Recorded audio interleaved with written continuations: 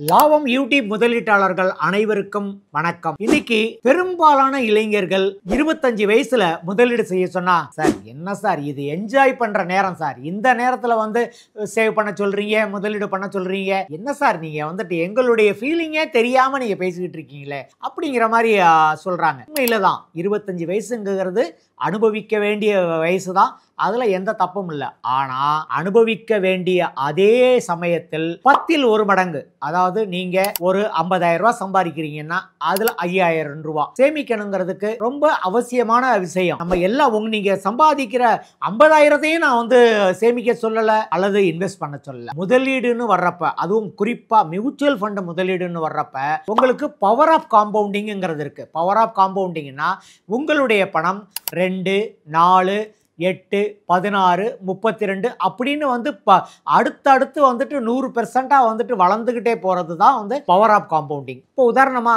ஒரு சின்ன கணக்கு நான் உங்களுக்கு சொல்றேன். 2 பேர் இருக்காங்க, 2 ஃப்ரெண்ட்ஸ் இருக்காங்க. ஒருத்தர் கணேஷ், இன்னொருத்தர் தினேஷ்னு வச்சுக்குவோம். கணேஷ்ங்கிறவர் என்ன பண்றாருன்னா 25 வயசுல முதலீட்டுடைய முக்கியத்துவத்தை புரிஞ்சுக்கிட்டு அவரு முதலீடு பண்ண ஆரம்பிக்கிறாரு. மியூச்சுவல் ஃபண்ட்ல முதலீடு பண்ண ஆரம்பிக்கிறாரு. மாசத்துக்கு 4,500 ரூபாய் அந்த மாதிரி வச்சுக்கங்களேன்.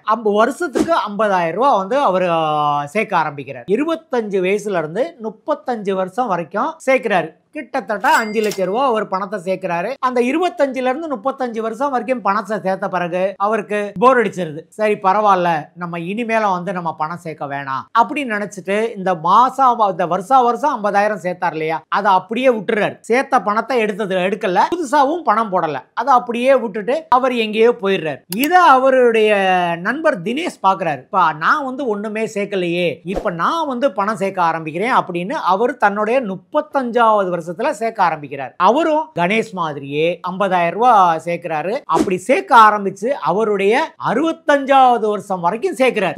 30 வருஷம் சேர்க்கிறாரு. கிட்டத்தட்ட அவர் சேர்த்த பணம் 15 லட்சம் ரூபாய். ஆனா கணேஷ் வெறும் 10 லட்சம் ரூபாய் தான் சேர்த்திருக்காரு. இவரு 30 வருஷம் 15 லட்சம் ரூபாய் சேர்த்திருக்காரு. ஆனா இந்த 2 பேர்ல யாருக்கு அதிகமான பணம் கிடைக்கும் அப்படின்னு நீங்க பாருங்க. 15% அவங்க போட்ட பணம் 15%ல காம்பவுண்டிங்ல வளருதுன்னு வச்சுக்குவோம். அப்படி வளரும் பட்சத்துல 15 லட்சம் ரூபாய் போட்ட தினேஷ் கிடையாது, வெறும் 5 லட்சம் ரூபாய் போட்ட கணேஷ் தான். கணேஷுக்கு 1,07 லட்சம் ரூபாய் கிடைக்கும், தினேஷுக்கு 75 லட்சம் ரூபாய் தான் சுமாரா கிடைக்கும். இதுக்கு என்ன காரணம் அப்படின்னு நீங்க கேட்கலாம். கணேஷ் 25 வயசுல இருந்து 35 வயசுல பண்ணாரு. தினேஷ்ங்கிறவரு முதல் 10 வருஷத்தை விட்டுட்டு 35ல இருந்து 30 வருஷம் பண்ணதுனால அவருடைய வருமானம் கிட்டத்தட்ட 25 லட்சம் ரூபாய் வரைக்கும் குறைஞ்சிருது. முக்கியமான காரணம், எவ்வளவு சீக்கிரமா உங்களுடைய முதலீட்டை நீங்க ஆரம்பிக்கிறீங்களோ அந்த அளவுக்கு உங்களுக்கு லாபம் கிடைக்கும்ங்கிறது தான். ஸோ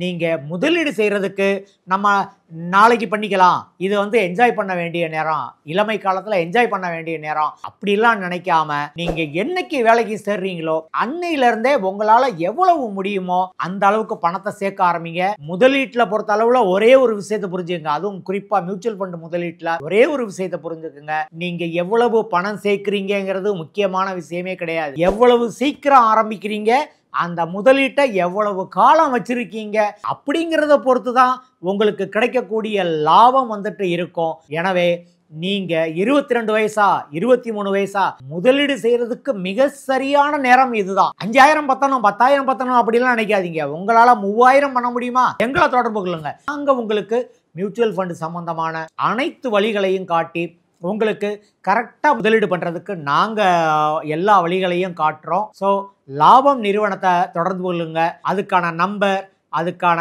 இது எல்லாமே இந்த வீடியோக்குள்ளேயே இருக்கு. சீக்கிரமா தொடர்பு கொள்ளுங்க, சீக்கிரமா முதலீட்டு ஆரம்பிங்க. முதலீட்டை ஒருபோதும் தள்ளி போடாதீர்கள். பின்னாடி பண்ணிக்கலாம் அப்படின்னு நினைக்காதீங்க. நன்றி, வணக்கம். விகடன் குழும நிறுவனங்களில் ஒன்றான விகடன் வெல்த் பிரைவேட் லிமிடெட் லாபம் ஆம்பி பதிவு பெற்ற மியூச்சுவல் ஃபண்ட் விநியோக நிறுவனமாகும். ARN எண் 310095. மியூச்சுவல் ஃபண்ட் முதலீடுகள் சந்தை அபாயங்களுக்கு உட்பட்டவை. திட்டம் தொடர்பான அனைத்து ஆவணங்களையும் கவனமாக வாசிக்கவும்.